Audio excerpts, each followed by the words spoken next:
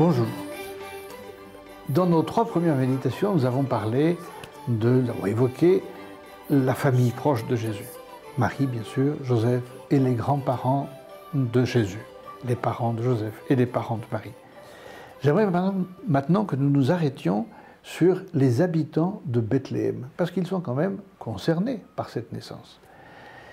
Comment peut-on imaginer l'ambiance qu'il y avait à Bethléem? Oui, on peut l'imaginer. Il y avait, nous le savons, un recensement qui avait été décrété par l'empereur César Auguste. Et beaucoup de gens, par conséquent, convergeaient vers Bethléem. Donc, Bethléem était une petite bourgade, probablement en pleine effervescence, des gens qui arrivaient de partout. Et alors, quand on vient, les moyens de locomotion à l'époque n'étaient pas aussi pratiques que maintenant. Se déplacer, retourner chez soi, dans sa ville d'origine, ça donnait l'occasion d'organiser des réunions de famille, avec tous les ravitaillements qu'il fallait assurer pour pouvoir les héberger pendant plusieurs jours. Il fallait loger tout ce monde, parfois des gens qui peut-être n'avaient pas de famille, il fallait les loger aussi. Et puis il fallait en profiter peut-être pour gagner un petit peu d'argent. C'était une bonne occasion. Et donc, une ville en pleine effervescence commerciale. La prophétie qui parlait de Bethléem, la prophétie de Michée, je l'évoquais la dernière fois, « Et toi, Bethléem, la plus petite de toutes les villes de Juda, tu seras grande parce que de toi va naître le Messie. » Mais il l'avait oublié, il n'y pensait plus du tout. Peut-être même qu'il ne la connaissait pas, cette prophétie. Non, ils étaient très occupés avec les choses matérielles. Marie et Joseph arrivent dans cette ville un petit peu comme des cheveux sur la soupe.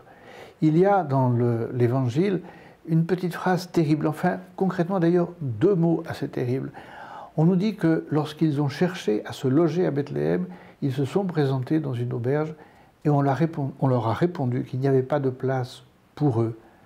Ça veut dire qu'il y en aurait peut-être eu pour d'autres, mais pour eux, une femme enceinte qui est sur le point d'accoucher, oh là là, les complications que ça suppose, non, il n'y a pas de place pour vous. Et voilà comment ils se retrouvent dans une étable misérable, une grotte, une étable, peu importe. En tout cas, pas du tout quelque chose qui est digne du Fils de Dieu qui va naître. Tout ça parce que les habitants de Bethléem, eh bien, ne se sont pas souciés de ces 2 jeunes qui arrivent et qui vont leur compliquer l'existence. Quelle leçon en tirer pour nous?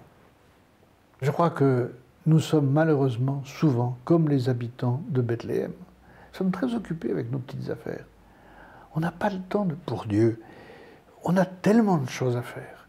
Et lorsque Dieu arrive, lorsque Dieu frappe à notre porte pour dire « Est-ce que tu me ferais peut-être une petite place chez toi, dans ton emploi du temps, dans ton horaire, dans ta semaine, dans ton mois, dans ton année?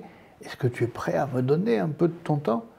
Eh bien, nous disons « Seigneur, non, je suis désolé, mais tu vois, regarde, je suis très occupé. Et en plus, ce sont des choses importantes. C'est un travail que tu m'as confié. J'ai une famille, j'ai des amis. Ben non, j'ai pas le temps. Je suis vraiment désolé. » Et pourtant, le temps ne nous appartient pas. Le temps est un don que Dieu nous a fait. Rappelez-vous la parabole des talents. Dieu nous dit « Je t'ai confié des talents. Montre-moi ce que tu en as fait, ce que tu les as fait fructifier. » Souvenez-vous de la parabole des vierges prudentes et des vierges folles. Celles qui n'ont pas fait de réserve d'huile, elles n'ont pas d'huile, elles n'ont rien préparé pour Dieu. Et alors, il faut qu'elles aillent en acheter, et le temps qu'elles aillent en acheter, l'époux arrive et elles ne peuvent pas rentrer dans la salle de noces. Alors, oui, le Seigneur nous demande un peu de notre temps. Est-ce que vous avez calculé combien ça fait 1/4 d'heure par jour par rapport à une journée? J'ai fait le calcul pour vous. 1/4 d'heure par jour, c'est 1,05% du temps. Eh bien, nous sommes tellement avares de notre temps, tellement égoïstes, que parfois nous n'arrivons même pas à donner à Dieu 1% de notre journée. Alors, la résolution que nous pouvons en tirer, eh bien, ne soyons pas comme les habitants de Bethléem, et si Dieu vient frapper à notre porte, nous lui ouvrirons et nous lui donnerons le temps qu'il voudra bien nous demander. C'est une preuve de confiance dont nous lui serons reconnaissants. Voilà, nous parlerons la prochaine fois des bergers qui étaient eux aussi à Bethléem.